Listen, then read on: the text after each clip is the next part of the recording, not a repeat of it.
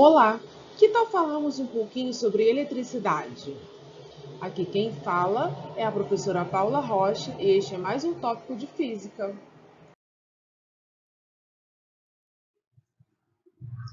E o que é eletricidade? Bom, é muito mais fácil listar as inúmeras aplicações do que definir ela, né? Então, hoje é difícil estimar nossa sociedade sem eletricidade. E para responder essa questão, vamos retroceder um pouquinho na história.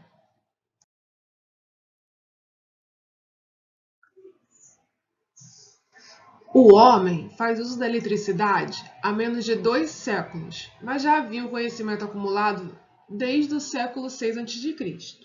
Desde então, os fenômenos elétricos têm sido estudados com materiais que se comportavam bem ou nem tanto com relação à eletricidade, assim como a maneira de se produzir, conservar e quantificá-la.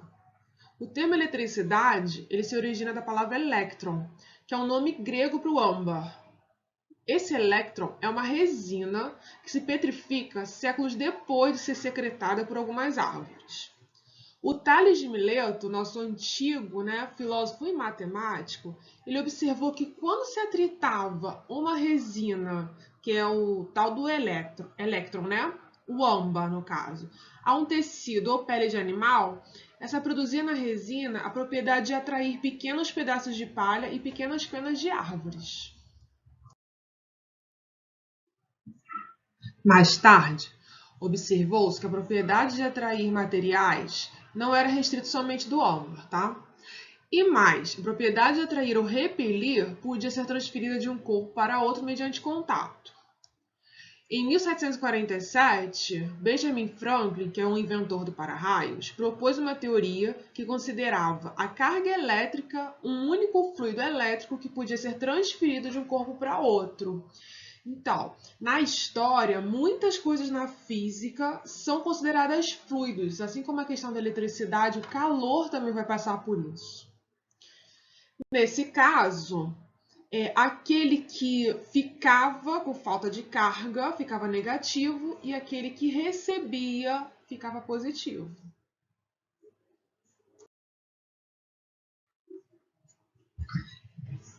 Nesse momento, a gente começa a entender um pouquinho sobre carga elétrica, né?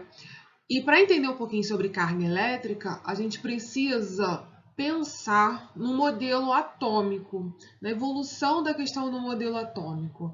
E o modelo atômico que a gente vai pensar nesse momento vai ser o modelo de Rutherford-Bohr, que é aquele modelo atômico que a gente tem no centro do átomo um núcleo bem pesadinho, com prótons e nêutrons, e andando ao seu redor, como um sistema planetário, a gente tem os elétrons com a sua carga negativa. Então, um núcleo com os prótons positivos e os elétrons girando ao seu redor com cargas negativas. Os nêutrons, por convenção, eles estão lá no núcleo do átomo, mas eles não têm carga elétrica. É entendido também que alguns átomos vão ser capazes de ceder elétrons e outros são capazes de receber elétrons. Então, quando isso ocorre, a distribuição de cargas positivas e negativas, que era igual, vai deixar de existir. Por que ela era igual? Porque todo elemento ele é eletricamente neutro. Ele precisa possuir a mesma quantidade de cargas positivas e a mesma quantidade de cargas negativas. Se a gente começa a ceder ou ganhar os elétrons, a gente vai ter um desequilíbrio aí.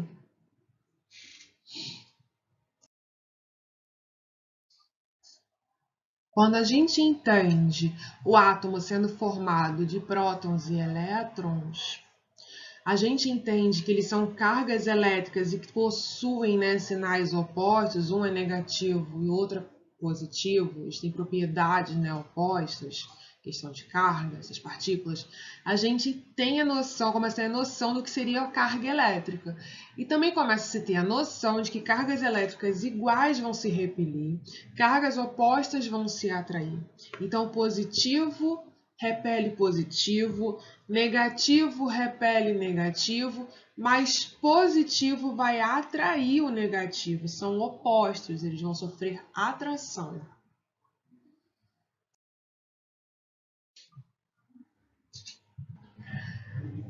Mesmo o elétron e o próton sendo distintos em questão de massa, né, já que o próton ele é muito mais pesado que o elétron, essas duas partículas, que a gente chama de partículas elementares compondo o átomo, elas vão ter o mesmo valor de carga, mas em estado absoluto, tá? Então, o que a gente fala? O valorzinho absoluto dessas cargas vai ser o mesmo.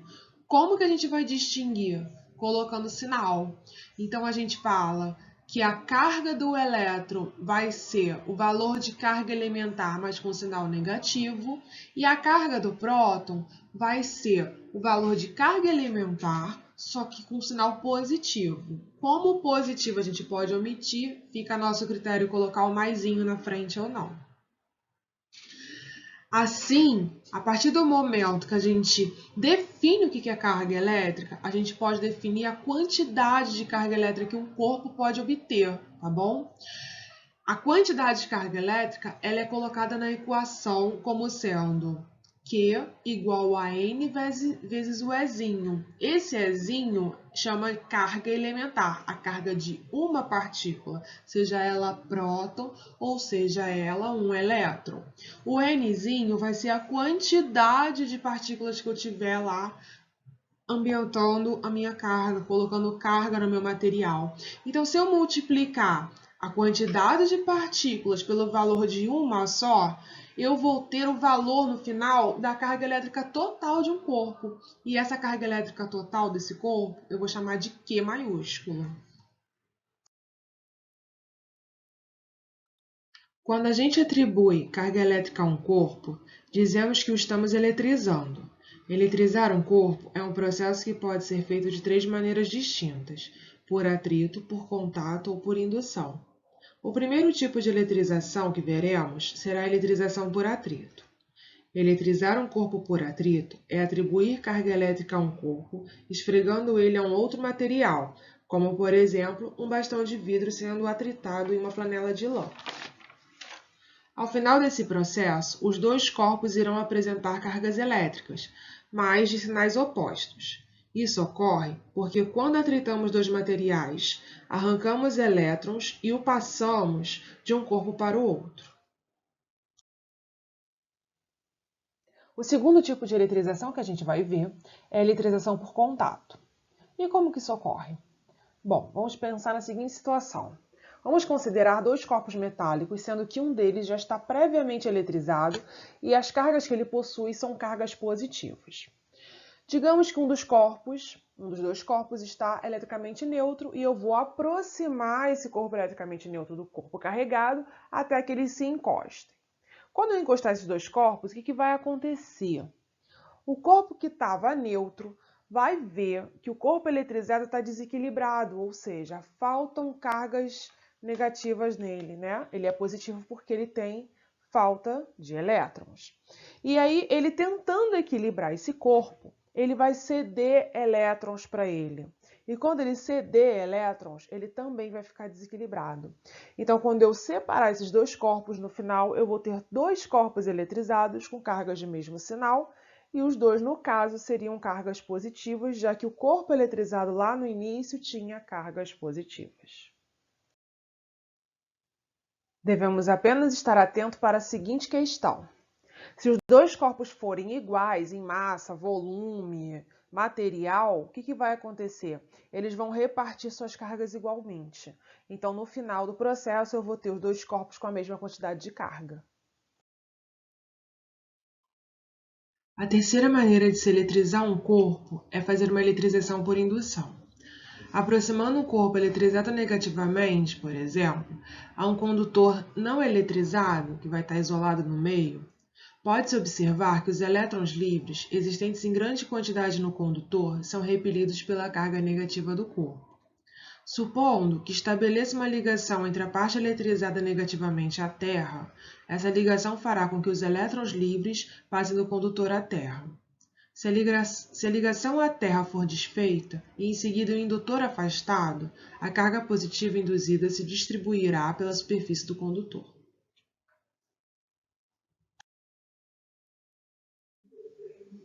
Prontos para praticar o que vimos até agora? Vamos lá! Nosso primeiro exercício diz o seguinte: determine o número de elétrons perdido por um corpo eletrizado positivamente com carga de 1 coulomb. É dado o valor da carga elementar, que é 1,6 vezes 10 a menos 19 coulomb, que serve tanto para os elétrons quanto para os prótons, né? Então, para resolver esse problema, a primeira coisa que a gente tem que fazer é lembrar a fórmula da quantidade de carga que o corpo pode possuir. Então, eu escrevo Q igual a N vezes Ezinho, que é a carga elementar.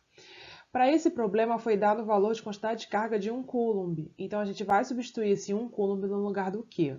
A equação vai passar a ser escrita da seguinte forma: 1 igual a N vezes 1,6 vezes 10 a menos 19. Passando esse 1,6 vezes 10 a menos 19 para o outro lado, porque ele estava multiplicando, né, o N, ele vai passar dividindo, eu vou passar a ter 1 dividido por 1,6 vezes 10 a menos 19 vai ser igual à quantidade de partículas, no caso, a quantidade de um número de elétrons. Bom, continuando, eu terei N igual a 0,625 vezes 10 a 19 positivo, já que a potência de 10 estava no denominador. Quando a gente passava para o numerador, a gente inverte o sinal. Só que esse número ele não está em notação científica. Então, para a gente fechar esse exercício, a gente vai passar esse valor para a notação científica e andando com a vírgula, ele passa a ser escrito da seguinte forma: N igual a 6,25 vezes 10 a 18 e esse total é a quantidade de elétrons. E que tal um segundo exercício? Bom, considerando 4 corpos A, B, C e D, todos eletrizados, observa-se que, primeira afirmativa, o corpo A atrai B, 2. O corpo C repele o corpo D, 3. O corpo A está eletrizado negativamente, 4. O corpo D está eletrizado positivamente. Com base nessas informações, determine o sinal da carga elétrica de cada corpo e o que acontecerá se aproximarmos o corpo B do corpo C. Bom, vamos lá. A primeira coisa que a gente tem que fazer é achar o sinal das cargas de cada corpo, né? As afirmativas 3 e 4 já vão falar para a gente o sinal do corpo A e do corpo D. Então, eu já posso anotar que o corpo A tem carga negativa e o corpo D tem carga positiva. Sabendo essas duas cargas, eu consigo observar as outras afirmativas e descobrir as cargas do corpo B e do corpo C. Bom, se o corpo A atrai o corpo B, significa que eles têm cargas de sinais opostos. Se A é negativo, B vai ser positivo. Na segunda afirmativa, ele fala que o C repele o corpo D. Então, se eu já sei que o corpo D é positivo e ele repele o C precisa ter o mesmo sinal de carga. Então, C também vai ser positivo. Assim, eu descubro os sinais das cargas do corpo, dos 4 corpos, né? Do A, do B, do C e do D. A segunda pergunta nos questiona o que vai acontecer se a gente aproximar o corpo B do corpo C. Bom, como o corpo B e o corpo C têm cargas de mesmo sinal, significa que eles irão se repelir. Vamos ver o que andou caindo no vestibular? No vestibular do Mackenzie, nós temos: considere as afirmações abaixo. 1. Um corpo ao ser eletrizado ganha ou perde elétrons. 2. É possível eletrizar uma barra metálica por atrito segurando-a com a mão, pois o corpo humano é material semicondutor. O 3. Estando inicialmente neutros, atrita-se um bastão de plástico com lã, consequentemente, esses dois corpos adquirem cargas elétricas de mesmo valor e naturezas, ou seja, sinais opostos. Então, depois da gente refazer essa leitura, nós vamos escolher uma das alternativas para verificar quais estão corretas. Qual as afirmativas estarão corretas. Então, vamos lá. Bom, voltando no primeiro. Um corpo ao ser eletrizado ganha ou perde elétrons. Essa afirmativa está corretíssima, porque quando o cara fica eletrizado, ou ele vai ganhar ou ele vai perder elétrons. Lembrando que são os elétrons que vão andar na matéria. Então, eles que vão se locomover. Então, ou ele perde ou ele ganha elétrons. Não tem outra coisa para ganhar ou perder. No 2, ele fala que é possível eletrizar uma barra metálica por atrito segurando com a mão. Bom, Na eletrização por atrito, a gente, quando a gente está segurando alguma coisa pela mão, a gente só consegue eletrizar esse material se eles forem corpos isolantes. Porque a barra metálica ela nunca vai ser eletrizada, já que ela é um bom condutor de eletricidade. E como bom condutor, nós serviríamos como um aterramento para essa barra. Então a gente atrita a barra metálica, ela arranca ou ela naturalmente ela vai arrancar elétrons e esses elétrons eles vão fluir pelo metal e vão escoar dele, já que a gente vai estar funcionando como um aterramento para essa barra. Então essa afirmativa ela está errada. A gente não consegue eletrizar uma barra metálica segurando ela pela mão. A afirmativa 3, que fala: estando inicialmente neutros, atrita-se um bastão de plástico com lã, e aí então esses corpos vão estar adquirindo cargas elétricas de mesmo valor em naturezas, ou seja, sinais opostos. Essa também está correta. Por quê? Quando eu faço uma eletrização por atrito, eu esfrego dois corpos, então eu arranco o elétron de um corpo e passo para um outro corpo. Então, o que um corpo cede, o outro vai ter que receber, só que os corpos no final dessa eletrização, eles vão ficar com cargas de sinais contrários, já que um ganhou elétrons e o outro perdeu elétrons. Então, para a alternativa, nós marcaremos a letra E. A 1 e a 3 estão corretas. Por hoje é só, pessoal. Tchau, tchau e até a próxima!